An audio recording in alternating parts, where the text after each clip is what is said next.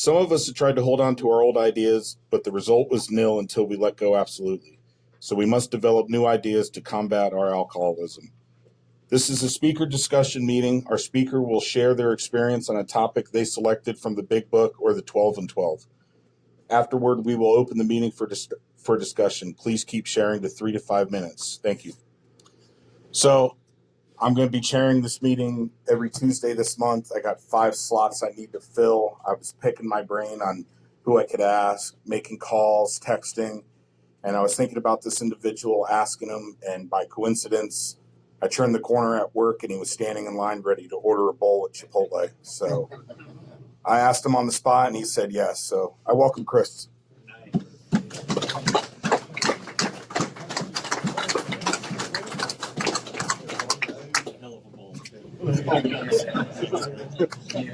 My name is Chris. I'm alcoholic. Oh, thank you, Wes, and thank you to the group for having me. My sobriety date's March 17th, 2009, and I'm a member of the Fourth Dimension group, and I have a sponsor, lives up in Hudson, and I sponsor some men. I don't know if you guys get sick of hearing me here, but I love doing this, and so I'm going to keep coming when you invite me, but I feel like I do this often, but it's an honor to do it. It really is. So I always try to go some kind of curveball with this thing when I do it and get some deep cut out of the Big Book. And I don't know. I got one little reading I want to read toward the end of this thing, but there's some couple things I want to welcome to anybody that's new. Welcome to anybody that's on your way out the door.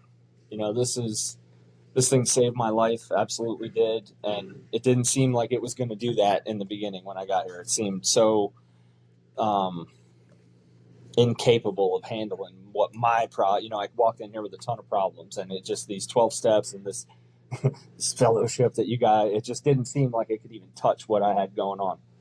So, but how did I get to that point, right? So I got loaded for the first time. Like, I drank a handful of times before the magic happened, and then I got good and drunk, I don't know, in middle school sometime, and like that magical thing that seems to make me alcoholic, where it just fixed something inside me. I didn't know that I was walking around so full of what you thought about me, and just like, I don't know. I didn't know I was walking around all that stuff until I was free from it. And that night I got drunk and I was free from it for the first time. My head shut off. I felt comfortable in my skin. I felt like these losers here are lucky that I'm hanging out with them, you know. And going into that night, I didn't feel like that. I felt like a loser. I just hated my family. I hated my life. I'm an only child. I'm adopted. My dad cuts grass. All this stuff that I hated just went away. I just didn't care. You know, none of that changed that night. Later that night at 9 o'clock or whatever, when those Zimas kicked in, right? You know, none of that changed. It's just inside me, I didn't care. Like, internally something changed, where now all of a sudden what I'm plagued with is off for the first time ever. So that goes down, and I start drinking as often as I can, you know, as much as I can. And I have rules, and I got to lie about things, and I have to orchestrate these big schemes to get out of my parents. I'm a kid, right? And I have rules at home and stuff, but now all my behavior is just getting terrible. I'm lying. I'm doing all this stuff just to get to feel like that again as often as I can. And you hear the term consequences kicked around, you know, a lot in these rooms. And I don't know, if you're a hopeless, real alcoholic like this book talks about, consequences don't do a thing to me, right? And they came in right away. I got legal trouble right away, trouble at school, trouble in my family, all kind of trouble right away. But I could easily look past that and say, but look at what this did for me, right? Forget what it's doing to me. Look at what this is doing for me. This is letting me experience life. All of a sudden now I'm hanging out with guys that I always wanted to hang out with. I'm hanging out at parties with them and stuff. I loved it. I loved it. Everything about that madness. And it was fun in the beginning. And then it got real weird, you know, as it goes on. And, you know, if you fast forward to my last drunk, I I had been introduced to AA a handful of times behind different court slips and behind different trying to sober up and winding back up at my parents' house after losing everything. And I would get nudged into AA, and it just seemed so, I don't know, man. It talks about it in A Vision for You, and I'm going to get to some spots in this book, but a sufficient substitute, you guys were not, right? It didn't do it for me. I just left a party, you know what I'm saying? In my head anyway. It wasn't really a party at the end, but I just left, guys my age, girls hanging out, and then I'm in AA. And I'm like, the hell is this? Like it's a culture shock. It's just terrible, right? When you still have some drinking left in you, in your head, when I can't see that, because I'm drinking on this delusion by this time. I'm drinking on this delusion that it's going to be different. I'm drinking on this delusion that I can control and enjoy it. I'm drinking on this delusion that it's the only way I know how to fit in this world when I'm sober. I can't stand the way I feel so bad. Then I can only hold on so long in these meetings or whatever at my parents' house until I got to take a drink. And I don't know that. I can't even say that to you. I can't even put that to words when that's happening in my head. But I just know I don't feel good. And the way I feel, we all know, is the most important thing in the world, right? And I didn't know that, but that's what it was. It was controlling me. And I would feel crappy, and I know where relief is, and I'd get loaded. And I wouldn't mean to do it, and it would last anywhere from a day to, a couple of years, but I'd go on these runs. And then toward the end, the runs are getting shorter and the trouble's getting bigger, and I keep winding up in jail and everything else. And I'm homeless, and I'm living at this guy's house, and they kicked me out, and I wind up, I had just gotten out of the county jail, and I had sat in a couple meetings. Like, I'm not an idiot. I know how to read. I was raised with good morals. Like, if good orderly direction could keep me sober, I'd have been sober a long time ago. But see, that thing can't do a thing to my alcoholism. It can't do a thing to what I'm really suffering from. And I would try sobering up until I got so uncomfortable that I would have to drink again. And I get out of the county jail, and my parents are gracious enough to let me live with them, right? I'm like 24, 25. I got nothing going on. And they let me back in the house again. These are people that, I would have told anybody on any bar stool, at any crack house, I'd have said, hey, man, they suck. They're the problem. And then they pick me up at midnight and let me back in their house, right? And when the county jail lets you out, I don't know if they still do that. Back in the day, they'd let you out at 12:01, Mom, can you pick me up at the county jail? The mom that I hate, top of my resentment list, right?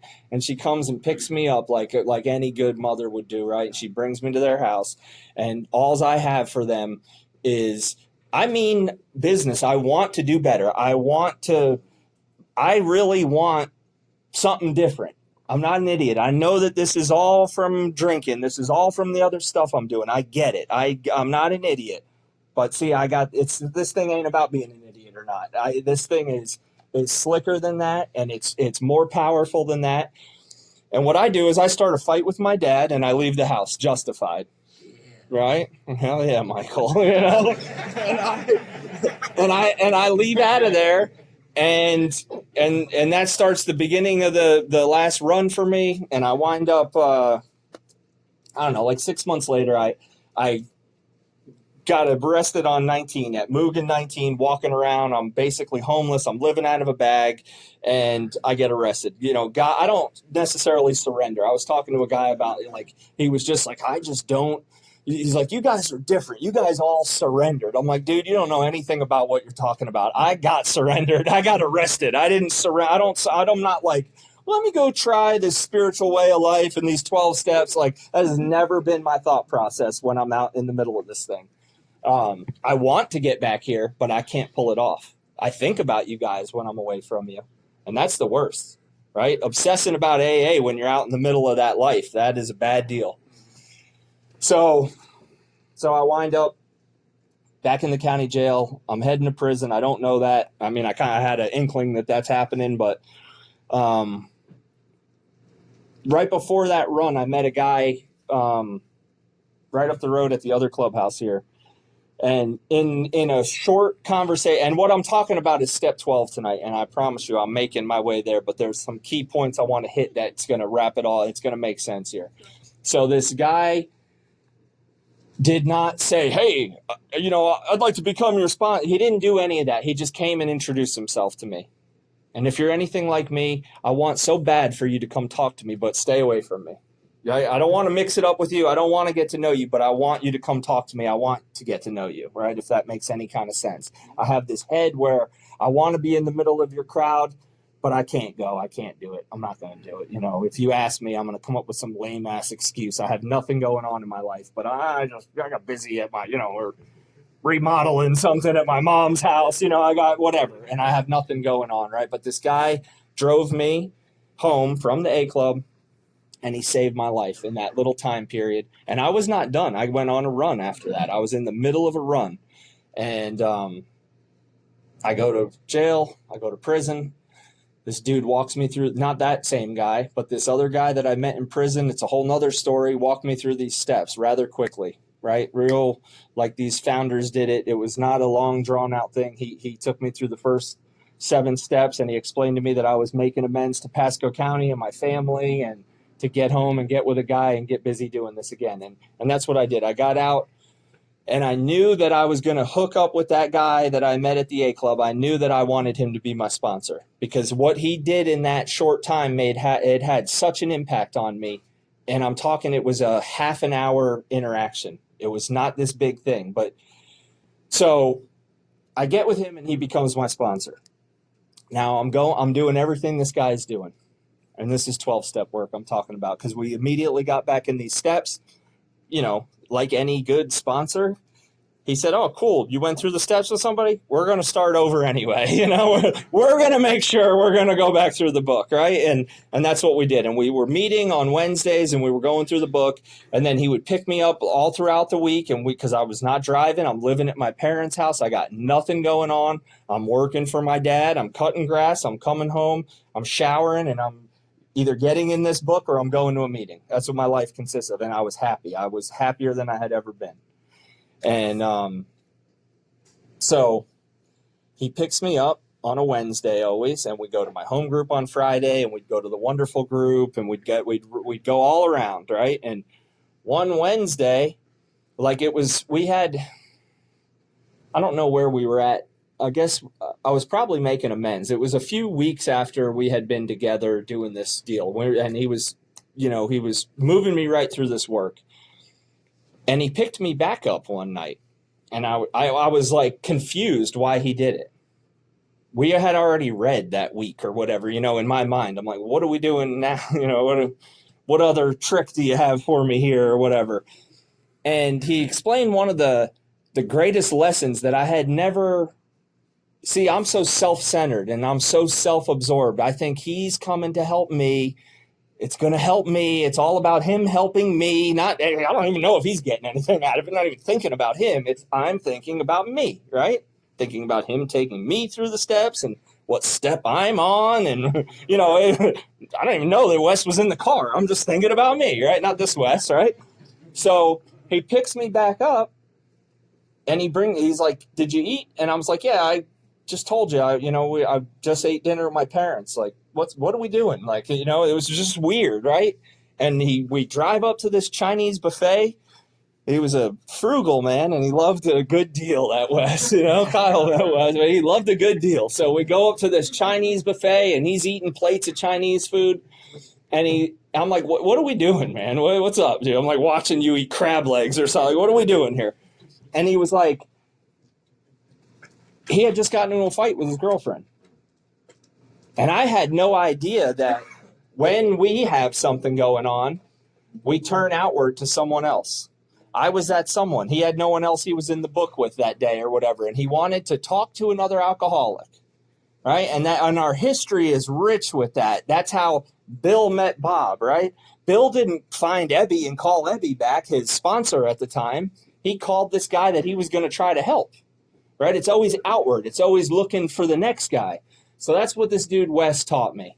it didn't even dawn on, like, I got what he was saying. I understood, like, all right, I guess you and Lori are fighting, so I'm watching you eat dinner tonight, like, and it made no sense, really. It made sense later. It made sense months later, maybe a year later. It made sense looking back. So all that to say kind of where I'm at tonight, right? So that guy he spoon-fed me AA to a point where he taught me all the basics of doing this thing, right? Well, what things that still keep me sober today, that guy taught me how to do. And it was all the step work that's involved in here, but it was a lot of other stuff. It was thank the chairperson, pee before the meeting, get a cup of coffee before the meeting. There's little things that they don't write in this book, but he just taught me little AA etiquette, little thank the speaker, thank the chairperson, don't cuss, try just little things, right? And so he's teaching me these things. And see, the first time, so now he's walked me through these steps, and I would call him and complain about the A Club. I would say, God, Wes, you should have been there. They don't know what they're doing. I'm like, I don't know, a year or so sober. And I'm like, God, I don't even know if they ever knew there was a book, and I'm complaining about this problem, everything. I'm just complaining. And he's like, hang on a second. And he would have these like ways of like catching me off guard. And he's like, where did I meet you? And I was like, well, I was at the Sunday night meeting at the A Club. That was different than the noon and the 5:30 that I'm complaining about, right? And he's like, yeah, well, since I met you there, we should go back there. Let's make it our little thing where we'll go back at 5:30 because that meeting's so terrible. He said, let's go back there and let's bring a message to it now, right? And I'm like, all right, whatever, And I used to like hanging with him, so I was fine with that. So we get over there. We got over there one night, and there was this dude, Greg, and I was just talking about him with Kyle. He's a great dude. He really is, and I sponsored him for many years, but it all was from this. He had just walked in there. There was this lady, I don't even know, Nancy, I don't know where she's at now. Greg had, this kid that he walked in with in a car seat is like, I just seen homecoming pictures. She's old now, but he walked in carrying this baby, distraught. He had just gotten into a fist fight. He just fought some dude because he stole money from him. This is a firefighter. This is like, this is a guy that is a public service, whatever. He's a firefighter. He walked in. His afternoon was in shambles, and we just happened to catch this unfold. This is a big guy, right? He walks in there. He's nearly in tears. He hands some stranger his baby, which, she was great. She took him into the club room, and this guy opened up to this room and told us all what was going on. Nobody in that room really approached him. Wes and I were there, and we started talking to this guy. And that like sealed the deal for me. See, it's always like a looking back. I have no idea why I'm doing this kind of stuff until I look back after the fact. And I'm like, oh man, I wouldn't even have been there. I would have been at home complaining about how crappy that meeting probably is. And I see it all, It's one of those things where if I was just like, God, if you would have just told me, hey, you're going to meet a guy, he's going to be like one of your favorite sponsees for the next couple of years, like you got to go. But no, he doesn't. Like, I got to just do this. I got to do this footwork, right? And right around that same time, that meeting used to ask, is there anybody willing to sponsor? Now, this would be a packed house in there. This was like the 5:30 every day. It's guys that just got off work. It was a whole mix of, I don't know what it still is now. I come here now quite a bit, but whatever. At that meeting, it was a full house at 5:30. No hands would go up when they said, was anybody willing to be a sponsor? 0 hands, right? But Wes's hand would go up. Now, they knew Wes. My hand would go up. They did not know me. I had just gotten out of prison. I had, a little better than a year sober, but I had like a month of showing up at the A Club. And I remember feeling so inadequate. And that's really where I'm driving at, because this room is on fire with the steps. It's all about, the guys get into the book in here and into this process. And if you're anything like me, I got to that point where I was through this work, yet I felt so inadequate with trying to give it to somebody else, almost to the point where fear, there's a line in the 4th step that says, didn't fear, it ought to be classed with stealing, right? And that is how it stole that opportunity from me from raising my hand. because I just felt so inadequate. I was afraid to raise my hand. But he's nudging me. I raise my hand. And you hear some snickering. You hear some guys at this front table or whatever that have decades, and they're like, who's this guy, And it didn't even matter. I was on a different deal. I wasn't working for these guys now. Now I'm buying into this thing that I'm here. I'm trying to be of service to God, this God that I don't even know if I believe in really, but he's kind of showing himself to me through this process. And I'm like, you know what? Screw these guys. I'm here for the one guy like Greg or the one guy that needs to hear this. I'm going to raise my hand. And I caught fire with this thing. And I caught fire with it because there's this weird thing that happens. And I pray you stick around long enough and try to help somebody to understand it. But until I learned so much more about this process taking other guys through it than I ever did sitting in Wes's car. Ever. I've been to great book studies, weekends, conferences. They're all great. They're great. They recharge you. I leave there feeling better, but I got more out of this process. I received more knowledge, more experience listening to another man's fifth step than I did giving my own. It's just been my experience. And I pray that you get into this work and you do it so you can experience what I'm talking about. The ones that know exactly what I'm talking about. But there's like a couple little things I want to just read through, and one of them's in Bill's story, and it's all pointing back. Anytime self comes on us, the answer is always outward, right? And it says on 14 that my friend, so he's talking about Abby, my friend had emphasized the absolute necessity of demonstrating these principles in all my affairs. Particularly was it imperative to work with other alcoholics, as he had worked with me. Faith without works was dead, he said, and how appallingly true for the alcoholic. For if an alcoholic failed to perfect and enlarge his spiritual life through work and self-sacrifice for others, he could not survive the certain trials and low spots ahead. So those things are coming. I had this delusion that when I got sober, I'm problem-free now.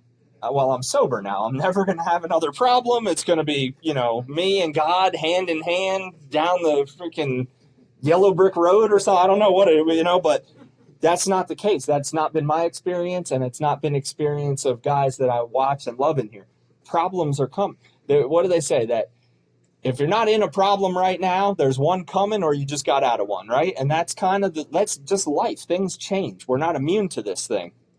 And this deal here gives me something, if I'm doing work and self-sacrifice for others, that I can survive these trials. It says, my wife and I abandon ourselves with enthusiasm. That's a good word picture, right? Like this, abandon myself. Like if this was a building was on fire and we all had to abandon the building, I'm running the hell out of it, right? Stepping on some little kids to get out of here or something, I'm out of here, right? Screw you guys. And it says, abandon ourselves. That's a hard deal for me to do, right? And that's what this guy showed me how to do. And we don't do it intentionally. We do it by helping someone else. If I help someone else, it automatically shifts the focus off of myself, right?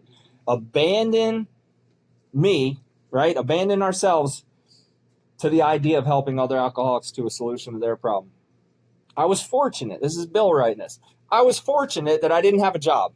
That's basically what he said. I was fortunate that my old business associates remained skeptical. Anybody looking for a job right now? Pretty cool when you don't get it, right? No, it sucks, right? You think you're going to get the job and then you don't get the job. It's terrible, right? This dude that put this whole deal together that we're sitting in, he says, he was fortunate that. Well, why? How? Well, I got to keep reading this, right? Well, how did it? He says, because for this year where he found little work, he was not too well. He was plagued by waves of self-pity and resentment. Anybody feeling that? Anybody get like that when you don't get the job or when you don't make the big sale or whatever it may be? This sometimes nearly drove me back to drink. This is the guy that put this thing together. This is not like some dude that, chaired survivors or something. This is like the guy that wrote this book that we're reading. Nearly sometimes drove him back to drink, but he soon found, this is Wes's secret here, right? And it ain't his, it's Bill's secret. He soon found that when all other measures failed, all other, sober Rainbow River rafting, sober, sober softball, sober, and even all this stuff, step, whatever, all other measures failed, work with another alcoholic would save the day. Many times he has gone to his old hospital in despair. On talking with a man there, he would feel amazingly lifted up and set on his feet. Says it is a design for living that works in rough going. So I wanted to read that. And I did want to read, I had a line in, it's all pointing towards step 12.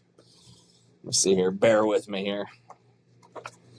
Well, I'll tell you what. We're going to do this, and then I'm going to shut up. So I go to this deal. I've been to it a handful of times. It's this conference that happens. Caleb and I have gone. It's in Vegas, and it's the best. It's just, if you ever get the chance to go, it's called the State Line Retreat. It's a great. I can't plug it enough, right? You'll come back from that thing lit up. And before every speaker, before they start this thing, this is the one reading they read, which the first time you hear it, it's like, this is the weirdest reading in the world. What the hell where are they even, where is that? Is that in my book? You're like, you don't even know what reading it is. And it's in the Medical View on AA, and it's on 570. If you have a book, it's a short little half paragraph I'm going to read. But it says, Alcoholics Anonymous are no crusaders, not a temperance society. They know that they must never drink. They help others with similar problems. In this atmosphere, the alcoholic often overcomes his excessive concentration upon himself. Learning to depend upon a higher power and absorb himself in his work with other alcoholics, he remains sober day by day. The days add up into weeks, the weeks into months, and the months into years. And see, what that guy Wes was explaining to me and showing me is that this whole deal here, if I suffer from what he was describing to me and what this book's describing, it's selfishness and self-centeredness is my problem. I'm so consumed with what's in it for me, what you think of me, how it's going to work out for me, what it looks like for me. That looks scary. I don't want to do it. That'll hurt me. It's all about what's in it for me. And it's all just so self-absorbed. And for the first time in my life, I got around guys in here that were talking about helping other people, and I didn't believe it. I didn't buy into it. I didn't think it would work. I thought it was stupid, but I also want you to like me, so I'll do what you guys are doing, right? So that's how I got tricked into this thing the first time. And then what happened is I fell in love picking this guy up at Detox.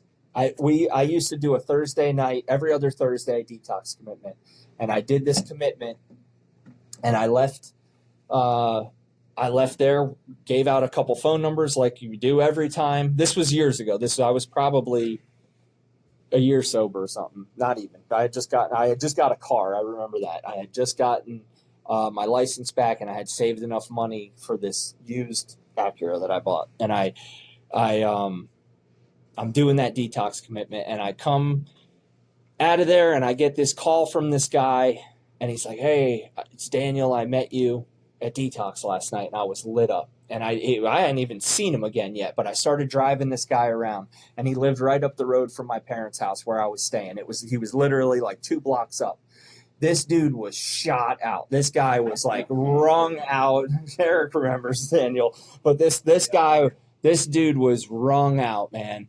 And he was where I would be if I kept on.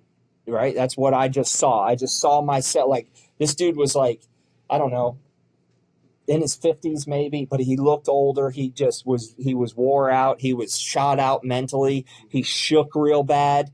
And I remember I'd go to his mom's house and go into there. It's something weird when you're like, I don't know, I leave a meeting and I'm all jazzed up, and then you like step into someone's house and it's like, Jeopardy's on or so, it's just weird. It's a different deal. You walk in from, it's like you stepped into a portal or something, you know what I mean? And I'm in this dude's house and his mom's like introducing me to his Australian shepherd. And she's telling me, thank you so much for picking Daniel up.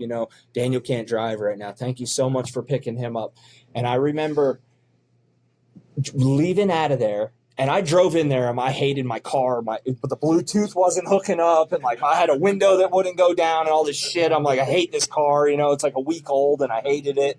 And I left out of there, and I remember like it was a Cadillac. I just remember floating out of this dude's house. I remember like I had that old Acura Tia. I opened that sunroof with the little tilt, I did the little boy. I opened that thing up, and I remember just driving out of there, and like I floated to my parents' house, and I got it then.